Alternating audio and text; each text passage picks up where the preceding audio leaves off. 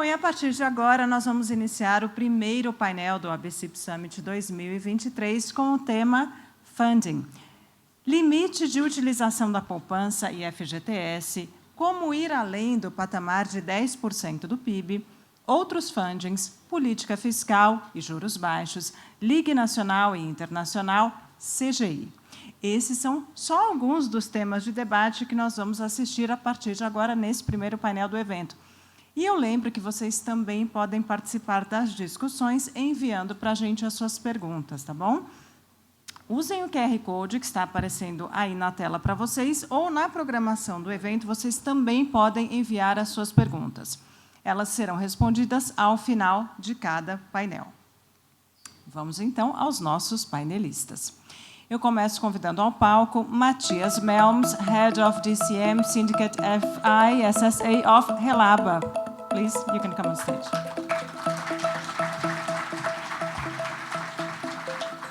Convido também Rodrigo Eduardo de Faria Penteado, diretor de produtos de crédito imobiliário, por favor.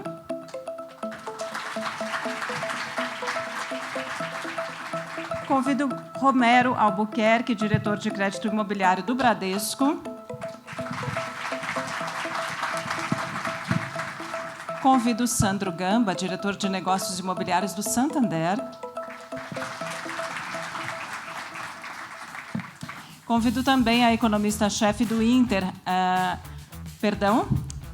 um recado para vocês. A economista-chefe do Inter, Rafaela Vitória, e o diretor de crédito imobiliário do Itaú, Thales Ferreira da Silva, estavam confirmados aqui para o nosso evento, mas, infelizmente, eles tiveram um imprevisto e não conseguirão estar presentes aqui conosco durante essa manhã, ok? Mas vamos seguir, então.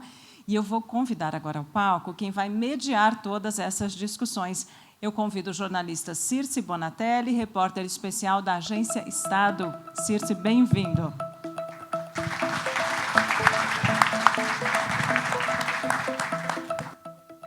Muito bom dia a todos. Obrigado, ABCIP, pelo convite para participar da mediação deste e de outros painéis ao longo do dia. É bom ver a casa cheia para a gente discutir crédito imobiliário, um tema que é tão importante para todos nós.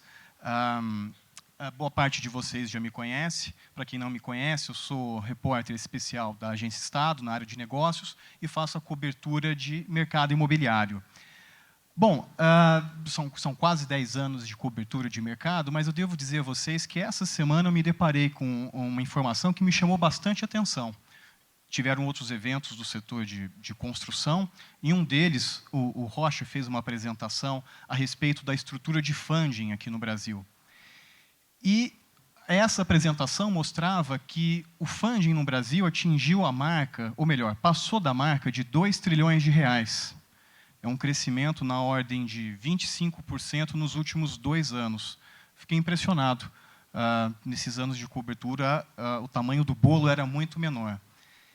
E uma outra coisa que me chamou atenção nesse dado é que o crescimento aconteceu a despeito do encolhimento do saldo disponível em poupança, que tradicionalmente é a principal fonte de financiamento para quem compra e para quem constrói no Brasil. Mais do que isso, teve uma terceira informação que me chamou a atenção nesse slide. O Rocha, printei esse slide e depois do seu painel fiquei olhando várias vezes ali, virou notícia, quem assina o broadcast já leu ontem. E uma outra coisa que me chamou a atenção é que o funding que vem das fontes alternativas, quer dizer, fundos imobiliários, as LCIs, LIGs e CRIs, já superam o estoque da poupança, quer dizer, o bolo cresceu e se diversificou. Para abrir esse painel, eu gostaria de ouvir de vocês, representantes dos bancos, qual a avaliação que fazem desse cenário. Sempre se fala sobre a importância da diversificação. Estamos caminhando, de fato, de maneira eficiente nessa diversificação? Sandro, por favor. Bom dia a todos. Bom dia a todos, obrigado pelo convite que está participando do painel. Obrigado pela pergunta, Circe. Eu começo essa resposta dizendo que essa é a nossa nova realidade. O setor imobiliário ele ficou décadas muito não dependente, mas estruturado pela poupança. E nós estamos vendo a discussão da poupança em termos de redução da carteira, mas, ao mesmo tempo, surgindo novas ofertas de valor para suportar o setor. Tá? Então, desses números que você colocou, ser bem objetivo, nós estamos falando entre CRI, LIG e LCI, em 2021, foi um patamar no fund, nós estamos falando de 230 bi. E hoje nós estamos falando que esses 3 instrumentos representam 600 bi de lastro para estar distribuindo o crédito imobiliário. Então, eu vejo muito positivo, mostra claro que o setor, a poupança, ela é importante, ela é necessária para o setor tudo, mas o setor tem outras alternativas para estar fazendo. Em contrapartida, com essa mudança de estrutura e representatividade de outras letras no crédito imobiliário, nós estamos indo para o terceiro ano de maior produtividade de crédito imobiliário da história. 2021 bateu-se recorde, 2022 foi o segundo maior volume de distribuição de crédito imobiliário e, pela estimativa, o 2023 vai ser o terceiro maior produção. Então, nós estamos falando o seguinte, o setor está reduzindo a dependência da poupança, onde sai de mais ou menos 50% da dependência da poupança para algo de 35%, está se criando outros instrumentos para estar financiando esse crescimento e, mesmo assim, o setor está absorvendo esse crédito imobiliário que nós estamos falando no terceiro maior patamar de crédito imobiliário. Sandro, obrigado. Rodrigo, agora, quando a gente discute a questão do funding, é importante pensar em alternativas para que o bolo continue crescendo. Como fazer isso? A gente ouviu algumas sugestões, a gente ouviu a Ana falando sobre, por exemplo, um novo papel para o FGTS, o Damaso comentou sobre a importância de se buscar opções de produtos, inclusive, uma opção também seria a emissão das LIGs fora do Brasil. O que dá para fazer? Bom dia, um prazer aqui estar com vocês e fazer parte desse grupo, né, que no final das contas nós estamos todos realizando o desejo, o sonho dos nossos clientes, né? Então, muito gratificante fazer parte desse grupo aqui e obrigado pelos colegas também. Bom, excelente pergunta, né? Como o Sandro já bem falou aqui, a gente alavancou bastante a diversificação de linhas, né? E a nossa ponto de atenção hoje em dia é a questão do preço do fund, né? Como a gente vai diversificando em linhas de mercado, acaba que o fund final fica mais caro no ponto de vista do instrumento de captação, né? E isso depois a gente precisa fazer um equilíbrio, né, entre a expectativa de remuneração do captador, do agente de captação, né, seja o poupancista, seja o investidor, com o custo que o tomador do crédito está disposto a pagar. Tá? Então, esse equilíbrio é fundamental para a gente. Tá? E a gente vai conseguir fazer com que esse mix, que depois resulta no fund do crédito imobiliário, para que ele tenha um equilíbrio mais favorável aqui, para que a gente consiga, de fato, dar vazão a essa grande demanda que a gente ainda existe no crédito imobiliário.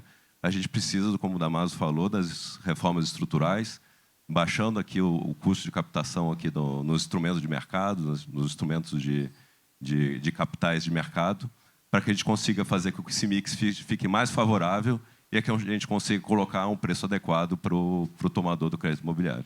Quer dizer, não é só uma questão de diversificação, mas do custo de captação também. Perfeito. A diversificação é excelente, né, para o mercado. Isso ajuda a gente a ter fund necessário para fazer frente a todos os desafios de demanda. Tá? Mas para a gente é fundamental, um ponto de atenção aqui, é o custo dessa operação, para que esse custo fique compatível com o bolso do tomador do crédito. Perfeito. Obrigado. Romero, e você? Suas considerações sobre o funding e, principalmente, olhando para frente, quais as opções, quais os caminhos para crescer? Ok. Bom dia a todos. Obrigado aí também, mais uma vez, pelo convite. Acho que já foi dito aqui, né? As instituições financeiras têm o crédito imobiliário um crédito prioritário, né? Então, assim, nós já abandonamos aquela história passada de que era um crédito obrigatório por regulação. Tanto é que estamos discutindo o fund, né? A poupança, que era um fund prioritário, ele já não é mais suficiente para sustentar esse mercado, né? Dito isso, né? O Penteado acabou de comentar também os sonhos dos nossos clientes, ou seja, um país ainda que é carente de habitação. Então, é um papel nobre aí o que as instituições vêm sempre fazendo, né? Então, assim, dito que a gente não tem poupança suficiente, todo mundo hoje tem praticado, né, dado o seu estouro de mapa, né, falando um pouco mais tecnicamente aqui, a quantidade de dinheiro que a gente tem de poupança direcionada é insuficiente para você aplicar nas suas carteiras. Então, há sempre a necessidade de buscar os chamados fundos alternativos, né, que hoje, basicamente, a gente tem sido alimentado aí pelas LCIs, né, pelos CRIs, e mais recentemente pela LIG, agora a possibilidade, inclusive, estamos aqui com um painelista também, né, de fora, sobre a Liga Internacional, né, o Cover Bond. Então, assim, uma preocupação, o preço, né, o Penteado começou a discorrer um pouco sobre isso, né, enquadrar esse preço para o affordability dos nossos clientes. Cada vez mais a gente vai ficar buscando, né, um preço ideal para que esse mercado ele vá se expandindo, né? Esse é o terceiro ano, né? Se a gente olhar, nós tivemos aí 2 anos excelentes, né? Esse é o terceiro ano, vai ser o terceiro melhor ano da indústria, ou seja, apesar de um arrefecimento, até por uma questão de uma precificação maior nas taxas de juros, você faz com que uma parte da população não consiga fazer esse financiamento, mas ainda vai ser o terceiro melhor ano da história dessa indústria, né? Então, cada vez mais, incentivar esses instrumentos outros, né? Foi comentado aqui, a poupança representava mais de 50%, hoje representa 37% desse fundo prioritário. Então, cada vez mais aprimorar os outros instrumentos para que ele fique adequado e, em sendo adequado, a gente tem um affordability mais apropriado aí e manter esse mercado sempre em expansão. Obrigado, Romero. Matias, o Brasil importou da Europa o modelo do Covered Bond na forma da LIG, a Letra Imobiliária Garantida, que entrou em operação no Brasil há alguns anos. Gostaria de ouvir a experiência de vocês com o Covered Bond, a importância que ele tem para o financiamento imobiliário lá e que outros insights, que alternativas de aprimoramentos nós poderíamos considerar para desenvolver o mercado no Brasil.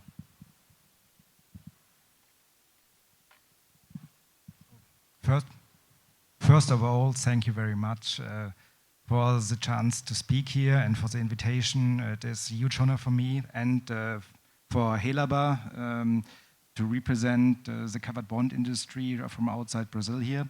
It is my second time, to be honest, in Brazil, and it is my second time to speak on this event.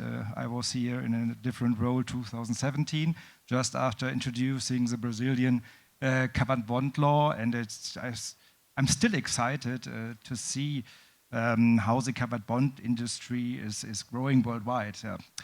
When you look at covered bonds from a German perspective, it is a relatively boring and old instrument, but resilient over the times, as covered bonds were invented 250 years ago in Germany to rebuild part of Prussia after the war. And for over 250 years now, covered bonds are helping families to build their dream, to build their own house, and to refinance the loans behind it. And it's so exciting to see that just after 2015, when you introduced Brazilian covered bonds, to see the growth of these instruments. I have just checked on the flight to Sao Paulo my stats, and it was amazing to see that meanwhile the Brazilian covered bond market is larger than the Japanese covered bond market. So we see huge progress here, and with over 10 billion euro equivalent in outstanding Brazilian covered bonds, I think it is really possible to do the next steps for you and to fund Brazilian loans outside Brazil. Because when you look at the covered bond market, we have seen in the last 20 years a lot of countries introduce covered bond laws because there's a need to refinance a growing housing sector outside the domestic possibilities you have. We have seen covered bond laws from Canada to New Zealand, so to speak, worldwide. And where do they fund their covered bonds? Where do they issue their covered bonds? Most of them were issued not in their home countries, but they were issued internationally. And when you look, for example, to the Canadians, they have an outstanding volume that is over 100 billion euro equivalent, and nearly 90% of them were issued in euro.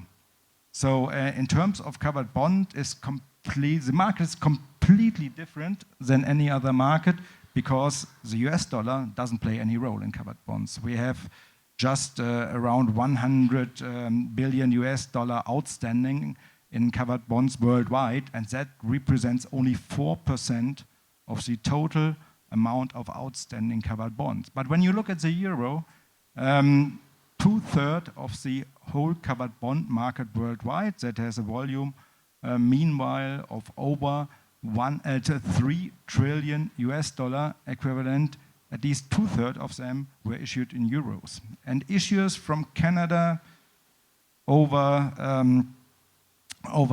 Korea, over Singapore, to New Zealand, Australia, all issuers choose the euro, and that has specific reason. Because covered bond in euro has an extremely long tradition. Covered bond in euro have so many advantages for investors. For example, in the European Union, covered bond count as level 1 instruments for HQLA portfolios when they tick several boxes.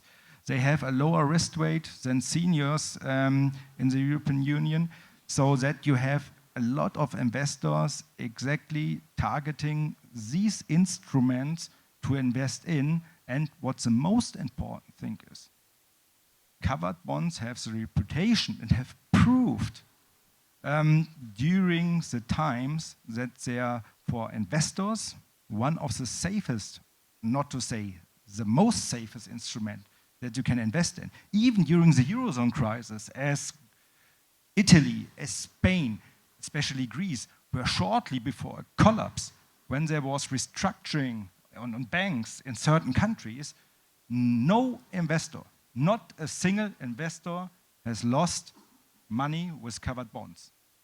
And that is the reason why we have this huge demand.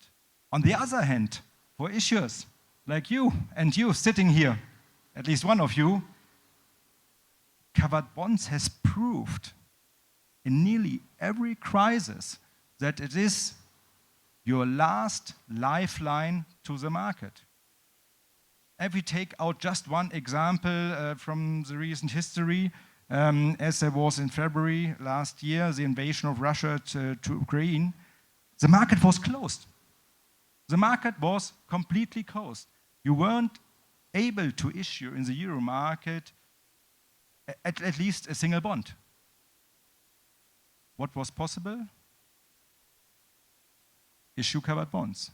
Even during the highest volatility, there was demand from investors for these instruments, and that gives banks the possibility, with the establishing of a covered bond program, to have a lifeline to the market. And that is the reason, for example, why jurisdictions like Singapore, where the banks are cash rich and where the banks don't need any money, they have established covered bond programs, and the regulator asks them kindly, not to say to force, but to ask them kindly to establish covered bond programs to have an access even during the deepest crisis. And I think after you have now for 8 years a covered bond law here, and if you have seen issuance activity since 2017 in the Brazilian market, maybe now it's the right time to do the next steps and create the possibilities to swap from foreign currency into domestic currency and have a look at the international markets, and to have the possibilities for the Brazilian housing market to get additional source of funding from outside Brazil.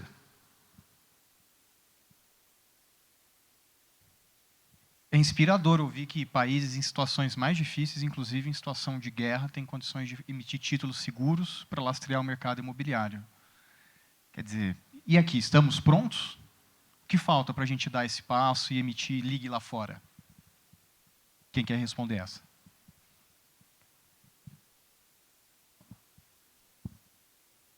Bom, Circe, eu acho que é importante aqui, mostrou a resiliência não só do setor, mas quando você tem uma necessidade de se reinventar, o setor faz isso, né? Então, eu volto a insistir que há 5 anos atrás, e falar que a poupança sairia de 50% para 35% de representatividade, acho que ia ter um questionamento, um baque muito grande no setor. E não é isso que nós estamos vendo. Nós estamos vendo um volume de lançamento, nós estamos vendo um volume de distribuição de crédito imobiliário e nós estamos vendo a oferta de outros instrumentos para estar suportando isso, né? Então, que nem o Matias falou do cover, aqui a Lig, esse último ano, o volume de distribuição da Lig foi espetacular, em termos de absorção do mercado. Então, mostra que tem momentos que você, ao invés de ficar discutindo ajuste do que a gente vê que não vai estar prolongando, você está buscando outros instrumentos. Tá? A Lig, aqui no Brasil, nós lançamos anos atrás, mas nesses últimos 2 anos foi exatamente a absorção que está tendo. E o mercado, a gente tem visto que a absorção em termos de lastro imobiliário, tudo que for relacionado à parte de renda fixa, tudo, ele está absorvendo. Ele está muito positivo. Então, acho que cabe a gente estruturar negócios para estar fazendo isso. Em termos tá buscando a Lig fora, eu acho, sem dúvida nenhuma, é uma ótima oportunidade para que se começar a estudar e se começar a desenvolver. Aí a avaliação é a viabilidade e o momento certo do custo para isso. Tá? A gente tem visto aí, nós vimos na apresentação da Ana, como está se comportando em termos de taxa de juros, não só aqui no Brasil, mas externa. Então, acho que aqui a discussão, temos que estar debatendo, temos que estar discutindo e temos que estar estruturando. E estar preparado para o momento certo. É o que aconteceu com a Lig. A Lig ela foi estruturada e foi desenvolvida num período atrás e onde ela ganhou muito tração foi nesse último ano, principalmente. Então, acho assim, tem espaço e temos que estar conversando, sim, sem dúvida nenhuma. E se nós analisarmos a poupança, você viu, a poupança está nos últimos 2 anos muito mais flat. Se a gente fazer uma projeção, mesmo com a taxa de juros caindo, onde você tem uma captura maior de poupança, a gente tem que avaliar se isso vai estar voltando para o patamar anterior ou não. Mas o mercado está crescendo, o mercado está acelerando. O fundo imobiliário, de maneira geral, ele saiu em junho de 2021, 2 anos atrás, naquele número que você falou, ele era um fundo para suportar o setor, era de 1,6 trilhões. Hoje é de 2,1 trilhões, que é o número que você falou. Então, a poupança vai estar suportando isso? Não. Então, você está buscando outras frentes. E a Lig internacional é um instrumento que a gente tem que estar discutindo, sim. Interessante ver essa diversificação. Complementando, até o Damaso comentou sobre a Liga Internacional, né? Então, a gente tem... É muito bom ter mais linhas, né, de diversificação para o produto. O produto traz uma segurança bastante sólida, né? E, como ele comentou, a gente tem uma parte regulatória que a gente precisa enfrentar, mas acho que, como o Sandro falou, é excelente para a gente, mais uma linha. E, obviamente, vai ser uma questão de a qual custo a gente vai conseguir colocar essa linha internacional. Né? Então, volta para a questão de componente de mix de custo para ver quanto que vai ficar depois para o tomador do crédito. Né? Mas ela é excelente. Aproveitando esse gancho da questão do custo, é claro, existe essa diversificação em andamento, mas a poupança ainda tem um papel importante, não só pelo tamanho, mas também pela taxa que ela oferece. Qual a perspectiva para a poupança? O que vocês acham? Porque, historicamente, quando os juros caem, ela tende a arrecadar mais recursos. Essa é a perspectiva a partir de agora? Ela também é desafiada por uma série de outras opções de aplicações, principalmente para as pessoas mais jovens que estão começando a poupar. Como que vocês esperam que a poupança vai se comportar daqui para frente?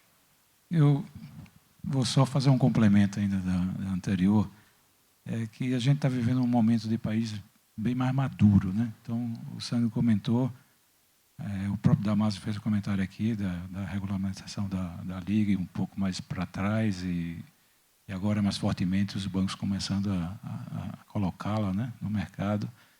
Mas a Liga Internacional depende também muito da nossa maturidade de país, né? O país está ficando cada vez mais robusto com relação, quando você fala de conjuntura, taxa de juros, inflação. Tivemos esse soluço nesses últimos anos aí, mas, de novo, já projetando para voltar para a meta. Então, essa maturidade faz com que o investidor lá fora também enxergue aqui, e o nosso também aqui, boas oportunidades, né? Mas voltando agora, então, para a poupança, né? A poupança é a primeira linha de acesso do cliente, né? A gente diz assim que ele vai se sofisticando, ele começa, faz a poupança, depois vai aos fundos, CDBs, aí, previdências e por aí vai. Então, é a porta de entrada de guardar dinheiro, não chamar de investidor, mas de se guardar dinheiro no país. É um produto resiliente, conhecido, tradicionalmente seguro, né? Então, assim, foi comentado aqui, né, nas falas anteriores, né, acho que Damaso comentou isso, sobre instrumentos de investimentos mais sofisticados, a própria modernização, né? Hoje você consegue fazer aplicações e as boutiques de investimentos por celular. Isso tudo são desafios da poupança. Mas é um produto extremamente resiliente, né? Então, assim, apesar da gente ver ela ter uma participação menor, ela ainda vai existir por um bom período de tempo, né? Ela termina acomodando aí no mix de fund, ela tem um peso importante ainda para deixar uma taxa de juros super interessante. Taxa de juros cai até um determinado momento, a poupança 8,5%, né, tem aquela regra de abaixo de Selic de 8,5%, ela é 70% de Selic. Então, assim, a gente enxerga que ela vai ter uma participação menor, mas é um instrumento ainda super importante, vai perdurar ainda uma boa quantidade de anos, algumas décadas ainda, para que, eventualmente, a gente diga assim, não, a poupança deixou de existir, o mercado direcionado agora não tem mais, é só o mercado livre.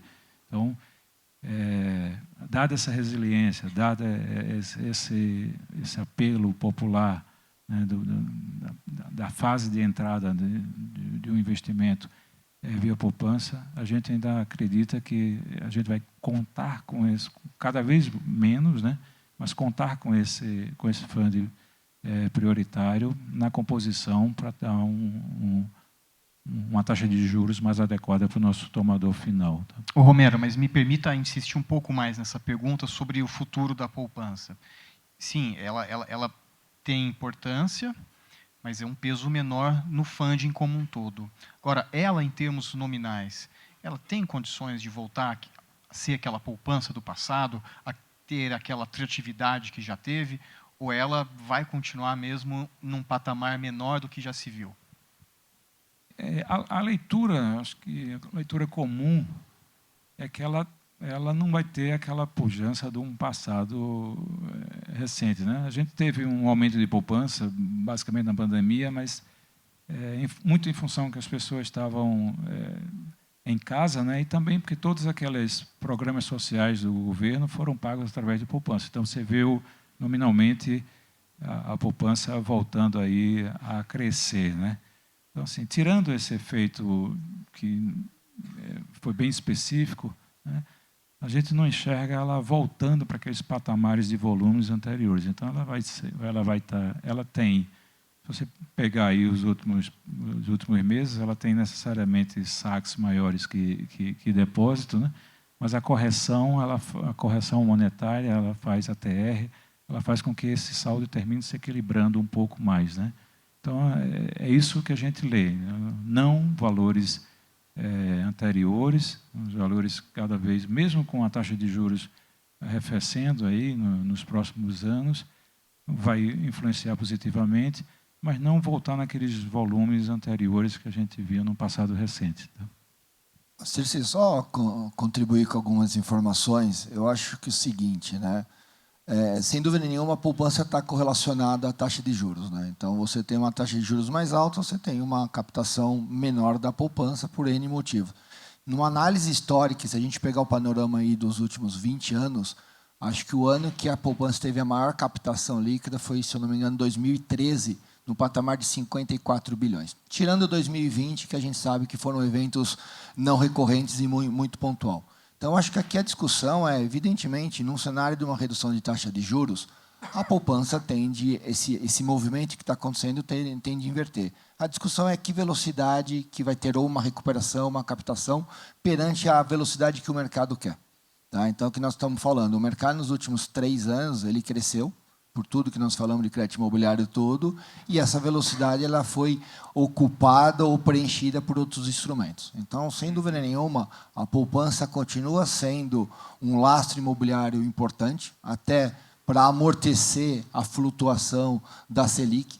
Hoje nós estamos falando de uma Selic no patamar superior a 13% e uma taxa de crédito imobiliário mais baixa. Então, para amortecer isso aí, ela é importante, mas para ditar o crescimento do setor ou a velocidade que o setor está, você tem que estar buscando outros instrumentos, sem dúvida nenhuma. E além desses fatores que já comentaram, da taxa de juros, a gente tem também a questão de desemprego, teve a questão da inflação, que afetaram bastante os resgates das poupanças nos anos recentes, né? Disponibilidade de renda, a gente vê bastante saques da poupança para compor renda, né? E, obviamente, tem o que já foi comentado, a concorrência de produtos alternativos para captação, que também influenciam bastante a poupança, mas, historicamente, a gente vê, sim, uma correlação alta da taxa de juros com captação da poupança, né? Perfeito. Sim, você ia falar? Yep. One observation that we have made in the last years was that over the long time, or the longest time, deposits and savings were one of the most important funding tools for real estate loans and other types of credits. But with the upcoming digitalization, deposits have become extremely volatile, as we have all learned with Silicon Valley Bank and in the euro market, for example, where we have seen sharp increase in interest rates by the ECB. There is a kind of battle for deposits at the moment, and we have banks who are not able to raise their interest rates as fast as others, who have massively outflow from deposits. And we are in discussion, at least, with also tier 3 banks in the euro market to implement other source of funding possibility to fight the volatility of the deposits that we just developed. For example, in Germany, we have a 3-pillar banking system: savings banks, corporate banks, and then private banks. And what we have for several years now is we have online banks, and we have the traditional banks operating in municipalities. And the online banks can react much faster because of the cost structure on the different interest rate environments that we have at the moment, attracting deposits, while the old traditional banks have massive outflow in deposits and are now implementing more and more instruments where they have a more stable source of funding, like covered bonds.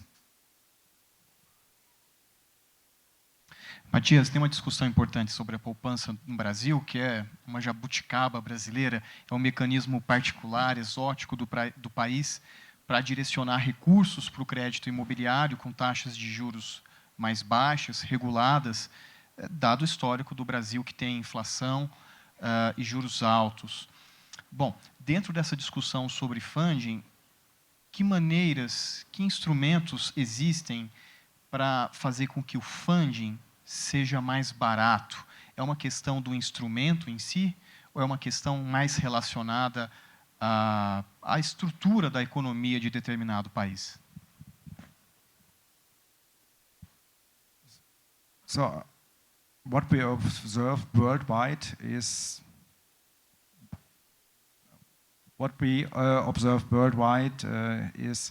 that traditionally instruments like covered bonds, but also RMBS and then CMBS that are by design very safe instruments for investors, allows one of the cheapest funding, besides central bank funding in a crisis, one of the cheapest funding that you can get in the market and for banks.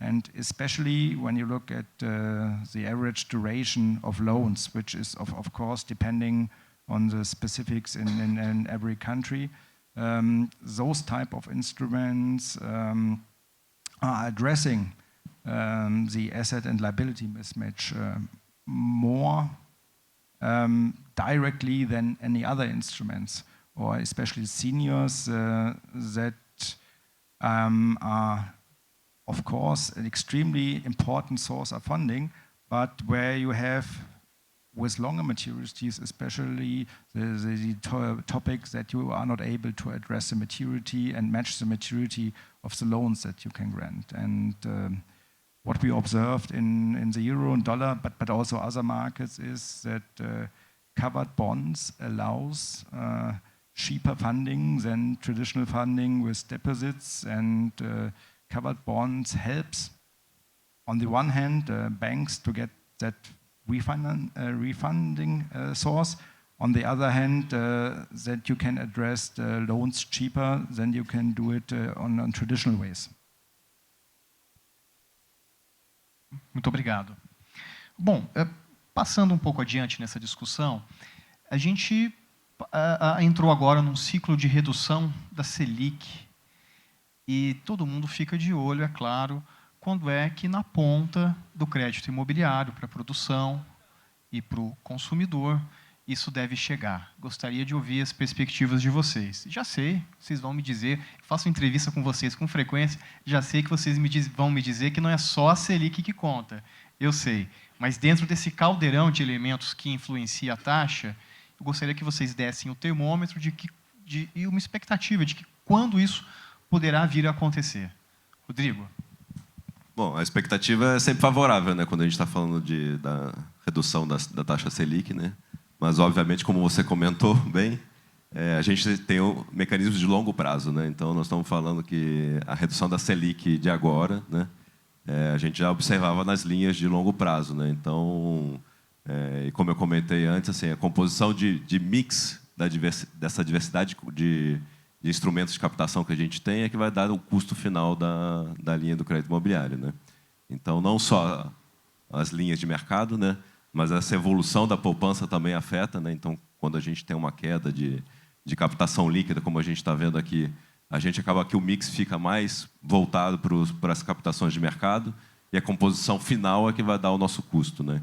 Então, as perspectivas são favoráveis na questão do país, né? Da gente está vendo melhorias estruturais, mas, obviamente, para a gente ter uma redução, a gente tem esses componentes de mix, é muito importante. Tá? Isso é papo para 2023? Isso é papo para 2024? A gente vai estar atento para observar quando a gente vai ter, obviamente, alinhando aqui a linha, como eu falei, da expectativa da remuneração do captador com a linha de expectativa de custo do tomador do crédito. Romero, você vai ficar atento também ou já vai dar dica que no Bradesco vai diminuir para o pessoal bater na porta? Essa é a pergunta de 1 milhão, né? Bem, poupança, todo mês a gente tem lá o repagamento lá dos nossos financiamentos, então aquela poupança vai irrigando, né? As novas, uma parte, o mix, vai irrigando as novas concessões. Mas, como o Penteado comentou, não especificamente só a Selic, a gente tem várias discussões aí no próprio Congresso, né, para endereçar várias reformas aí que vão ser importantes para a gente ter uma estabilidade maior aí de horizonte, né? Mas não fugir na sua pergunta, não no curto prazo, não em 23. A gente não trabalha com reduções para esse semestre aí. Então, alguma coisa que poderia ficar para os próximos semestres. Né? Sandro. Eu acho que bem rápido. Acho que a primeira coisa com o assunto da poupança e os de 50% para 35% da poupança no fundo do imobiliário claramente a correlação da taxa do crédito imobiliário com a taxa da Selic ela aumenta, tá? Mas não é de forma imediata, tá? Eu acho que essa é a primeira coisa, sem dúvida nenhuma, a gente tem que estar acompanhando. A outra, até na apresentação da Ana, ela mostra uma projeção assim das principais casas, tudo, uma taxa de juros em final de 2024 no patamar de 10%. Então, com o cenário atual, com as informações que nós temos hoje, eu não vejo espaço para redução de taxa de crédito imobiliário para esse ano. Como que acontece em 24? A gente tem que aguardar. Se a gente avaliar nos últimos 20 dias, a curva longa de juros ela mudou. Então, a gente tem que aguardar e acompanhar. Então, o que a gente pode, lá pelo Santander, colocar é que, com o cenário atual, com as informações que nós temos hoje, não entendemos, não identificamos informações que possam estar reduzindo a taxa de crédito imobiliário nesse ano. Tá certo. Obrigado aí pelas respostas objetivas. Ainda sobre crédito imobiliário, eu gostaria de falar sobre inadimplência. Tradicionalmente, a carteira de crédito imobiliário é a que tem a menor inadimplência nos bancos, mas a gente sabe que a inadimplência no Brasil como um todo, considerando várias modalidades de financiamento, ela bateu os seus recordes. A apresentação da Ana mostrou, inclusive, o pico de endividamento das famílias. Eu gostaria de ouvir de vocês se isso, de alguma forma, reverberou sobre o crédito imobiliário. É interessante lembrar que, na chegada da pandemia, os bancos foram proativos em renegociar condições com os clientes. Então, considerando esse movimento anterior, somado à inadimplência elevada das famílias hoje, em que pé está a inadimplência da carteira imobiliária dos bancos? Quem começa essa? Bom, vou começar aqui. Eu acho assim, analisando a performance da inadimplência, o percentual histórico, não estamos vendo nenhuma discrepância, tá? Então, a gente entende que, naturalmente, se você pegar o volume de crédito imobiliário realizado em 2020 e 2021, que foi um volume muito expressivo, isso tem um impacto na inadimplência no momento seguinte. Esse impacto aconteceu mais para o final do ano passado, mas, mesmo assim, eu enfatizo que nenhuma ponto de atenção, de alarde, em relação a algo diferente do que a média histórica. Tá? Então, nós estamos falando em algo de um over 90, num patamar inferior a 2%. Tá, Circe? Então, se a gente pegar o gráfico da Ana, do endividamento das famílias, que bateu recorde, e trazer isso para o crédito imobiliário, enfatiza a importância do crédito imobiliário no sistema financeiro nacional. Tá? Então, nós estamos falando de um crédito com garantia real. Então, mais uma razão da importância e do motivo que os bancos focam muito na distribuição do crédito imobiliário. E na inadimplência, a gente está acompanhando que ela está adequada no mesmo patamar histórico que a gente vem acompanhando. Tá? Lá na casa também, você comentou sobre o evento, né, da pandemia, onde os bancos anteciparam aí, fizeram uma prorrogação para quem quisesse, naquele momento, fazer uma prorrogação de suas parcelas.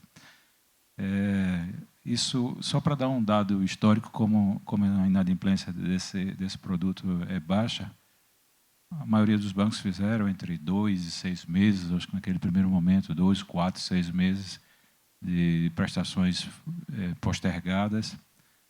Quando essa safra começou a vencer, né, depois de 2, depois de 4, depois de 6 meses, 99% dessa carteira foi paga religiosamente em dia.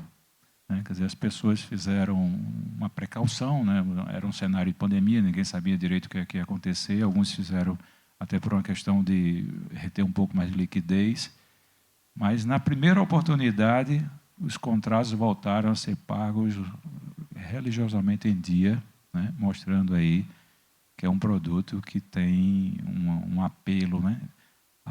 Além do fato de você ter algumas amortizações sempre que é possível, né? A gente brinca que é um crédito de 30 anos, 35 anos, tomado em média aí entre 20 anos e liquidado em 10, 12 anos. Né? Um crédito com uma duration muito baixa para um crédito que, teoricamente, você teria 35 anos para concluí-lo. Né?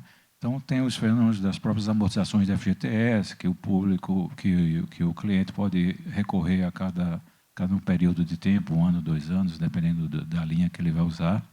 Então, é um crédito líquido, é mais líquido, inclusive, do que o consignado, né? Que a gente brinca que consignado também é um crédito que tem uma inadimplência muito baixa, mas o financiamento imobiliário chega a ter uma inadimplência menor do que o próprio consignado, né? Então, já foi dito aqui pelo Sandro, é um nível de inadimplência baixo, apesar desse boom que a gente teve nesses últimos 2 anos, continua uma inadimplência extremamente confortável. E, do ponto de vista de inadimplência, a gente tem um conforto enorme de estar movimentando, né, fomentando essa linha de crédito, né? A gente precisa ficar atento só aos outros elementos que são super importantes também para esse, né? Como a própria segurança jurídica, né? E de vez em quando a gente tem aí, principalmente nos tribunais de primeira instância, alguma coisa que arranha um pouco a alienação fiduciária, patrimônio de afetação, essa coisa toda, mas que o bom senso nos tribunais subsequentes tem afastado qualquer risco com relação à segurança jurídica. Então, foi falado aqui pelo Penteado, não só olhar a questão da taxa de juros, mas todos esses elementos aí que compõem, como por exemplo, a segurança jurídica também, eles são importantes para a gente estar maturando cada vez mais esse mercado. Tá? Essa é a importância de ter um produto, de fato, que tem uma segurança jurídica e uma garantia real, que proporciona a gente ter uma taxa de juros bem abaixo das outras linhas, né? Inclusive, lá a gente tem iniciativas para ajudar o cliente a reestruturar suas dívidas clean, né? Usando o crédito imobiliário, né? Então, como é que a gente pode ajudar o cliente nesse momento que ele está em mais dificuldade, utilizando a garantia real que ele tenha para se reestruturar nas outras dívidas que ele tem mais de curto prazo. Então, isso também é um elemento importante para a gente, né? E como o Damaso falou também, a gente tem o produto Home Equity, né? Que pode ser um produto, de fato, para reestruturar a dívida do cliente, dar uma organização financeira. Ele consegue pegar aquela dívida de curto prazo, alongar ela e colocar uma garantia real, onde a gente consegue reduzir a taxa de juros, né?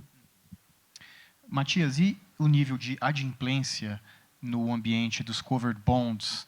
Algum país ao redor do mundo teve algum episódio de inadimplência, de execução de garantia, algo mais grave ou sistêmico? So let me mention, thanks for the question, and let me mention first of all that independently of the country, there's a natural link between unemployment rate and mortgage default rate, because the last thing what you're doing is stopping paying your mortgage and risk that you're losing your roof over your head.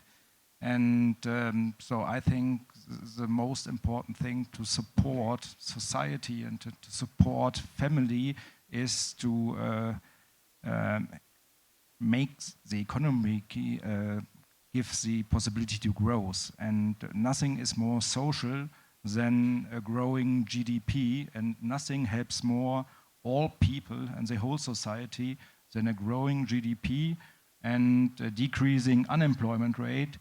And that natural leads to the fact that you have in growing countries you have low mortgage default rates, and it is not the prices for housing that creates the mortgage default. It is the situation where a borrower can't pay their mortgage back. And this is normally the case when they haven't the possibility to earn money anymore. So, and then we have the situation in countries where we have rising unemployment rates.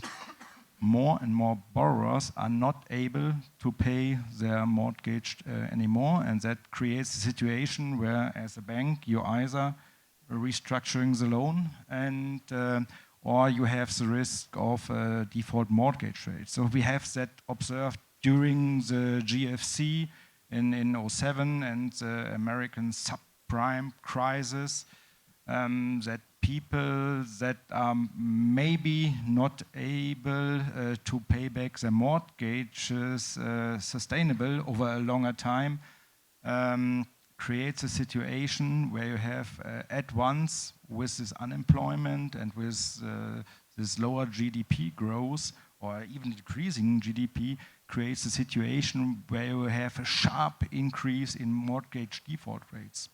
So, and this is a risk that we have in that product. The risk is not housing prices per se, the risk is unemployment. And so as I mentioned before, the most social thing, what you can do, what a society can do, and what a government can do is to create an environment where the economy can grow, and that helps you and me to pay back the mortgage, and creates a situation for banks where you have low mortgage default rates. Outro tema sobre os covered bonds e o crédito imobiliário em geral é a sigla ESG. Alguns bancos aqui no Brasil já têm oferecido linhas de crédito para incorporadoras com benefício nas taxas em função do atendimento de determinados parâmetros ESG. Isso é praticado também no ambiente dos covered bonds e, uma vez que sim, que haja um enquadramento a esses parâmetros ESG, o investidor tem esse apetite, essa disposição em oferecer um benefício na taxa?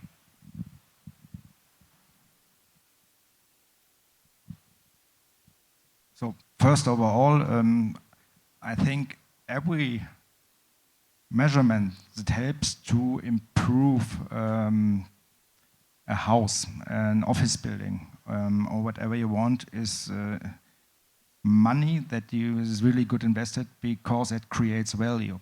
And if the energy consumption for a specific building is lower than it was before the measurement, it increases the value of the property, and this is something what you should see also in the loan conditions.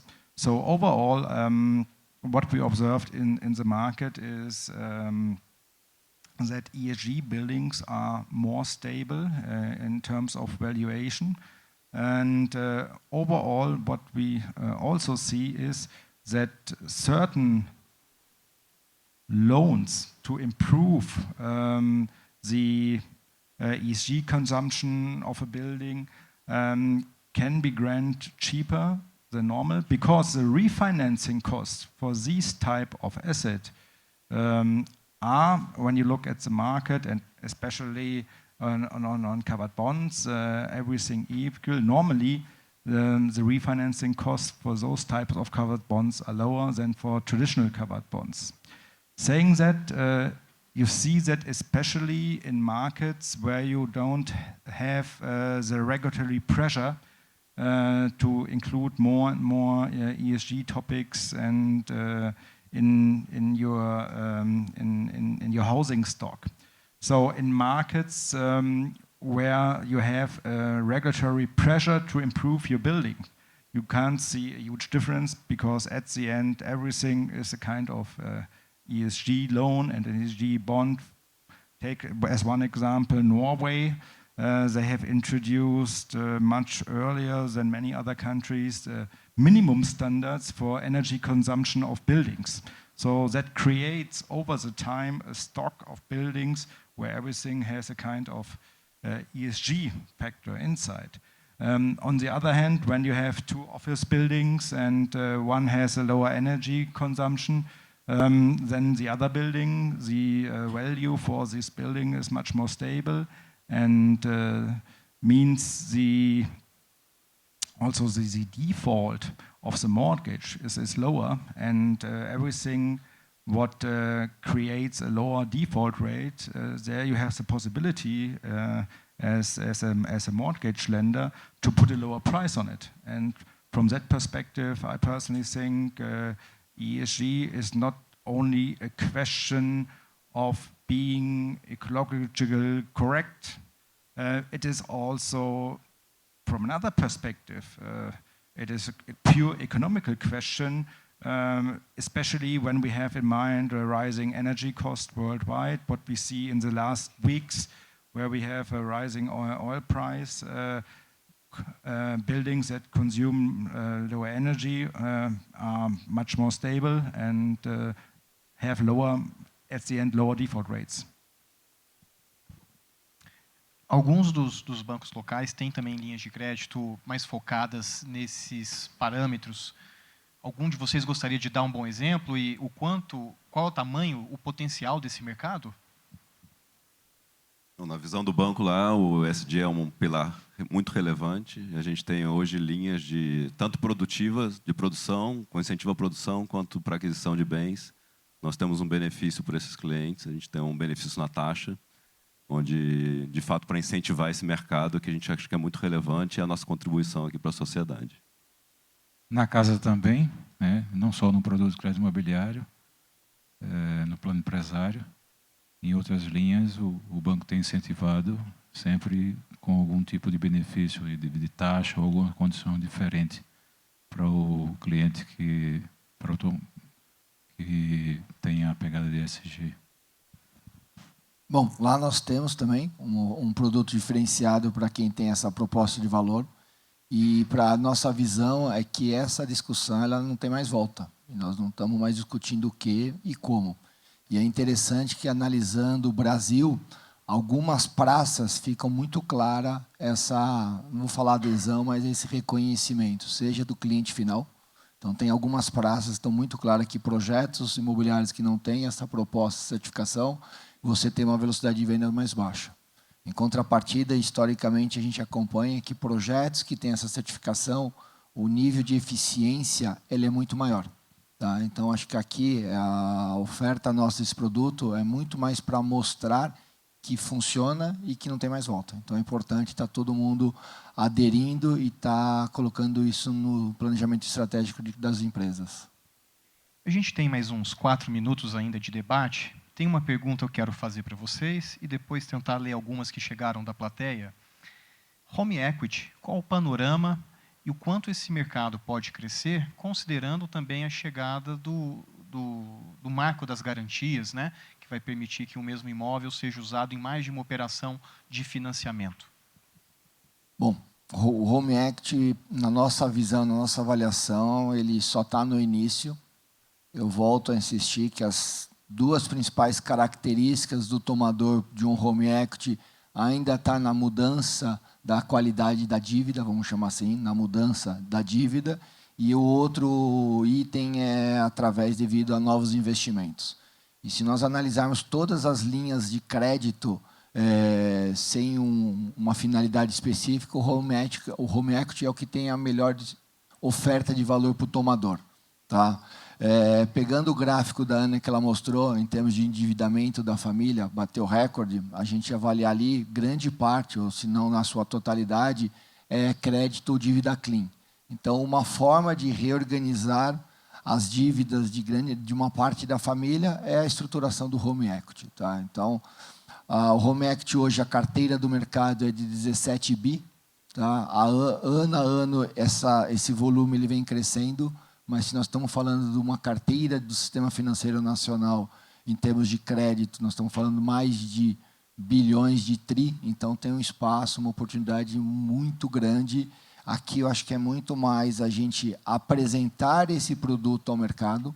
Aqui, sem dúvida nenhuma, nessa sala, todos conhecem esse produto, mas se a gente avaliar e ir para a sociedade brasileira de maneira ampla, são pouquíssimos que conhecem. Então, acho que aqui tem um trabalho de apresentação desse produto, de oferta desse produto, e tem o outro, sem dúvida nenhuma, que a gente não pode esquecer, é que, no primeiro momento, a resistência de colocar a sua própria residência, seu imóvel, como garantia. Então, você tem, culturalmente, uma resistência que, se você avaliar os benefícios que tem, é muito superior. Por quê? Porque é uma inadimplência baixa em relação a uma dívida clean, é um custo financeiro inferior a uma dívida clean, então a oportunidade é muito grande e eu acho que é um trabalho de apresentação e discernimento da sociedade como um todo na oferta desse produto. Tá?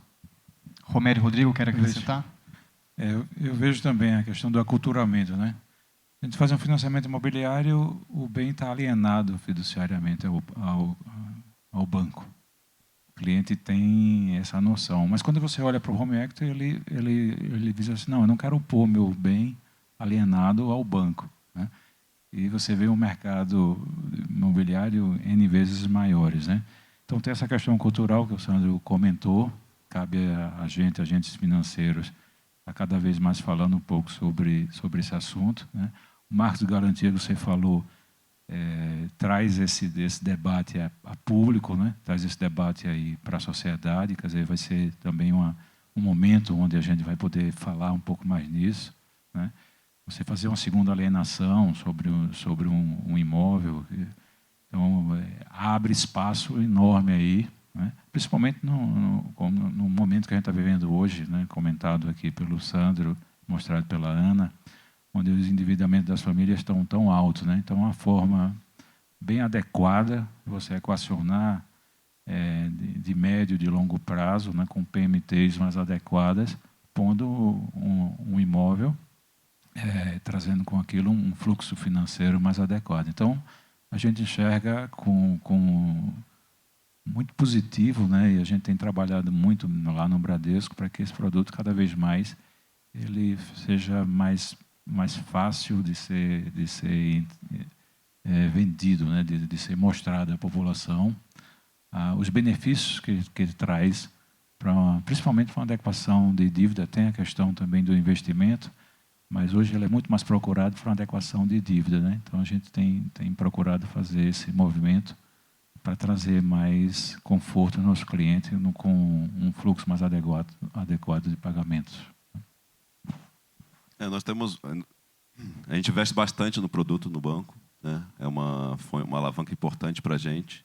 Inclusive, a gente tem uma visão de ressignificar o imóvel como uma alternativa vantajosa aqui para os brasileiros alcançarem novas conquistas, né? Então, a gente investe muito em cultura, saber que o produto garantido é um produto que vai proporcionar para o cliente uma taxa de juros mais baixa, uma reorganização, um prazo mais longo de pagamento, na jornada, simplificando a jornada e tentando colocar ele como uma linha hoje concorrente aos produtos cleans, né? Tendo uma disponibilidade mais rápida do recurso. Né? O aviso de tempo esgotado já está piscando aqui na minha tela. Quando o papo é bom, ele passa rápido, né? Tinha algumas perguntas da plateia, mas acho que a produção pode endereçar depois junto para quem mandou. Eu agradeço a todos vocês que participaram do debate hoje. Acho que foi uma conversa bastante rica e esclarecedora. E agradeço também a todos vocês que acompanharam com a gente. Obrigado.